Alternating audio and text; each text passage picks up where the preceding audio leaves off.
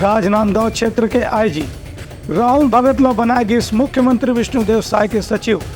केंद्रीय मंत्री रही से तेवेरा में धलो एवं हुकमन के विशेष सहायक रेन हवे। प्रदेश के वरिष्ठ आईपीएस अधिकारी और राजनांदगांव क्षेत्र के आईजी पुलिस राहुल भगत ला मुख्यमंत्री विष्णुदेव साय के नवा सचिव बनाए गए हैं। इस संबंध में राज्य सरकार के सामान्य प्रशासन विभाग डहर आदेश जारी कर दे गए हैं। बता दें कि राहुल भगत मुख्यमंत्री के तीसर सचिव बनाए गए हैं। एक पहले जब विष्णुदेव साय के सरकार में इस्पात और खनिज विभाग के केंद्रीय राज्य मंत्री रही, तब भी उनका निजी सहायक के रूप में आईपीएस राहुल भगत ही काम करते रही हैं। जब विष्णुदेव साय रायगढ़ क्षेत्र से सांसद रही, तब भी राहुल भगत उनका पीएस के रूप में काम करते रही हैं। एक स्थिति लंबा समय साथ रहे के कारण मुख्यमंत्री राहुल भगत गाँव फिर अपन मुख्यमंत्री सचिवालय में सचिव के जिम्मेदारी दे हैं।